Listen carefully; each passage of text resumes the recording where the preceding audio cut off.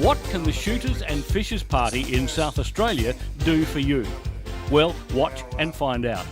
This was the inaugural meeting of the party held in Adelaide in July 2013 with the aim of gathering members to register the party with the Electoral Commission. The chairman is Michael Hudson. So welcome tonight.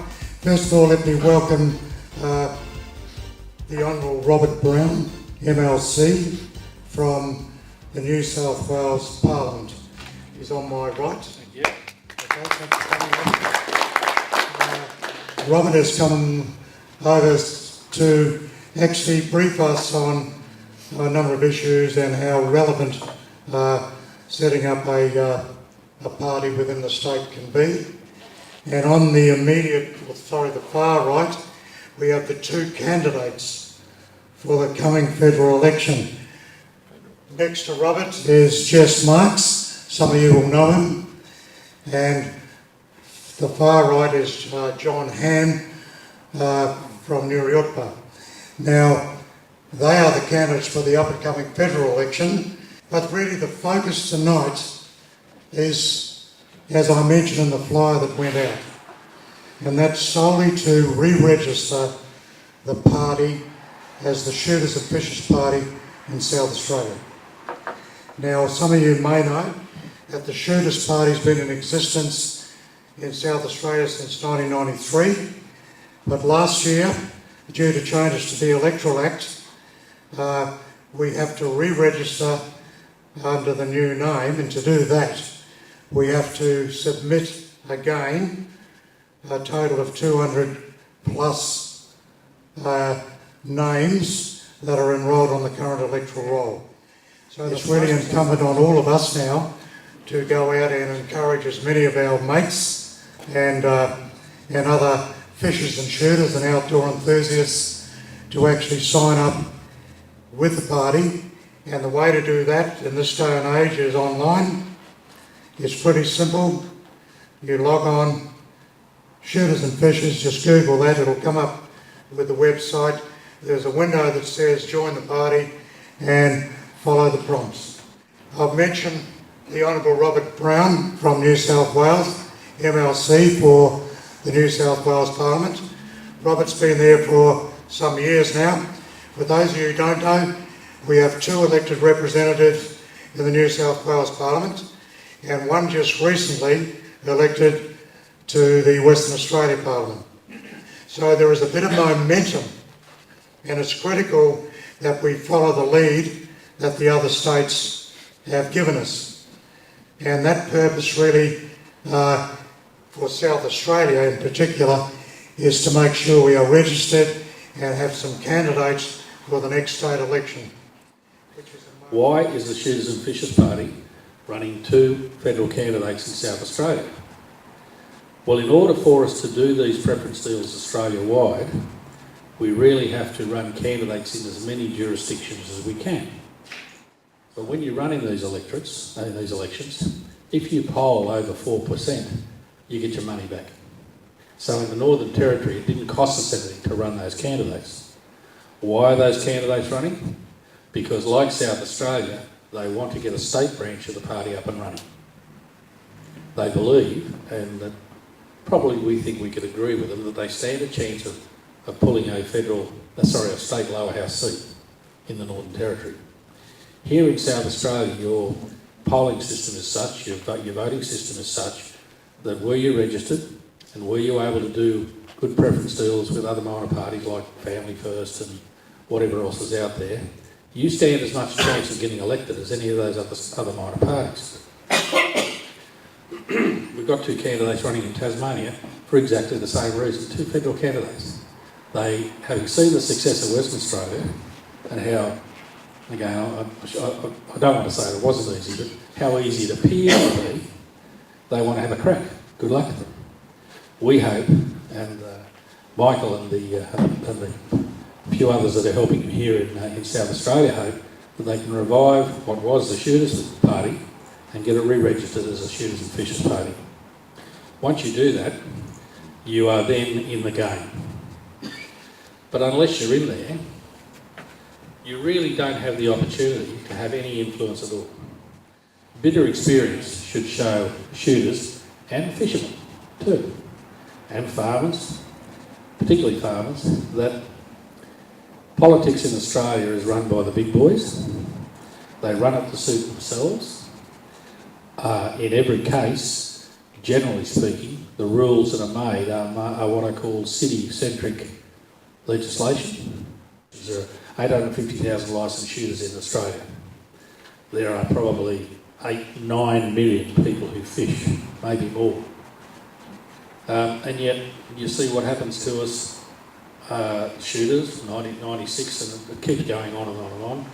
The fishermen complain about the marine parks and the marine protected areas and locking up the Coral Sea. And most of those decisions are nothing to do with good policy. There's certainly nothing to do with maintaining jobs, maintaining rural towns, maintaining rural lifestyles. They're generally more about politics.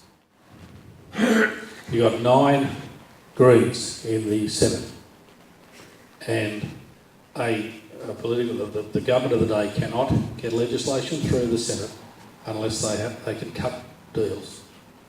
In New South Wales, as I say variously, we have had control of the New South Wales Upper House. But for 16 years, from 1995 right through to probably this last change of government, 2011, the Greens had Labor by the short and curlies. So it was the same as the federal seal. And you know, you hear people talk about the Labor-Green coalition. It's not far wrong. When you have a look at what's happened in New South Wales in those 16 years, you can understand why shooters and fishers, foresters and farmers, people who live west of the Great Dividing Range in New South Wales' case, would believe that they need to have some sort of political representation. So it is important that parties like the Shooters and Fishers Party can grow, can get some political influence. A lot of people in Australia, given what happened with the independents, and the federal government may say, oh no, you don't want independents, you don't want minor parties, look at what they do. Well, I'd have to say, if you look at the track record of the Shooters and Fishers Party since 1995 in the New South Wales Parliament, the government of the day has always got a pretty fair shake. So, take for example, our 2 Senate candidates sitting there. I trust both of those guys politically to be able to walk the walk. Now, it's highly unlikely you'll get 2 senators elected from the Shooters and Fishers Party in South Australia. In fact, it's virtually a mathematical impossibility. But either one of them would be able to represent you and not make a fool of themselves on the House floor of the Parliament. One reason would be that they would be bound by the constitution of the Shooters and Fishers Party, by the policies of the Shooters and Fishers Party.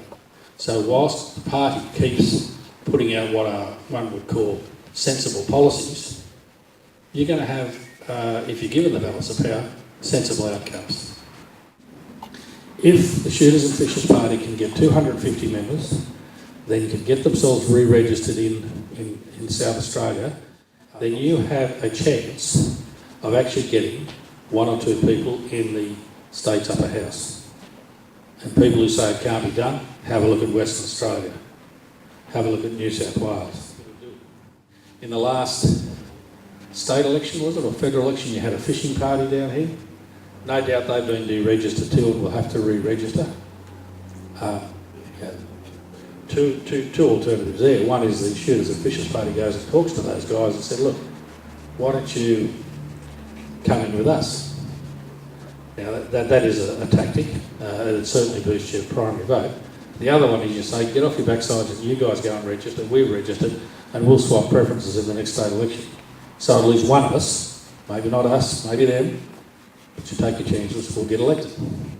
Think about the change to the political face in Australia if parties like the Shooters and Fishers Party, who I think are fairly reasonable, you have a look at our policies on the internet, there's no weird stuff there.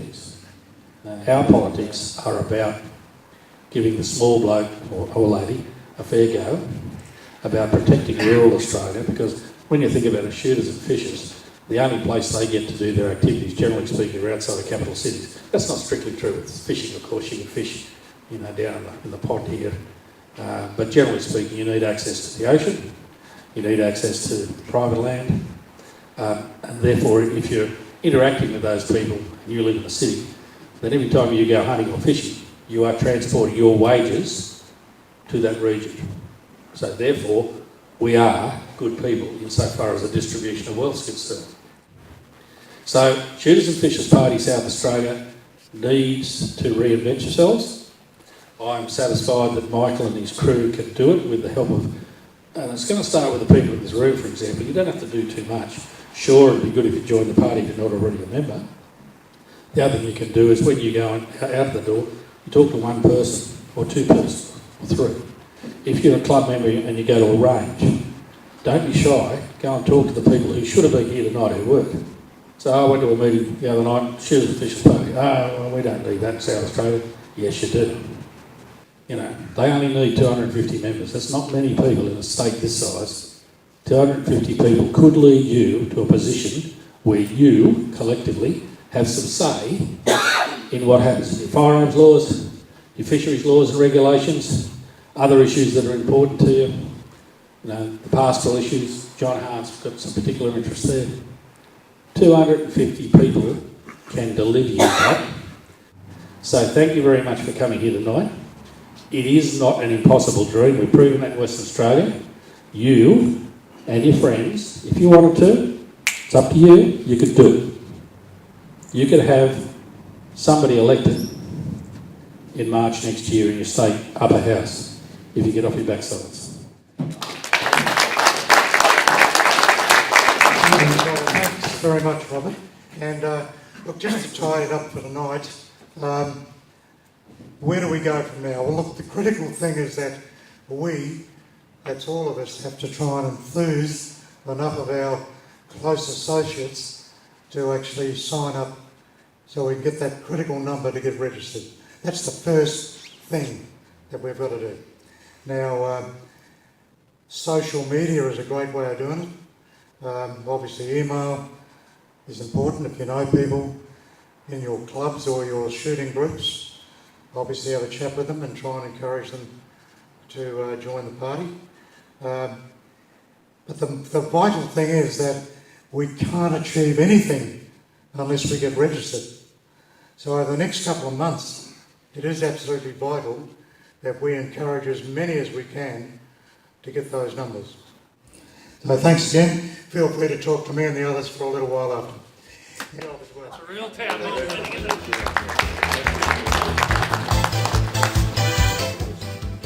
If you'd like to add your name to the list in favour of registering the party with the Electoral Commission, call into your local gun shop or tackle shop and sign the growing list.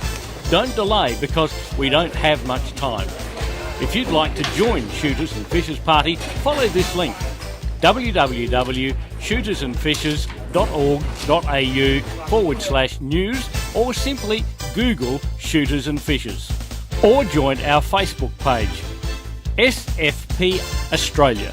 Protect your sport.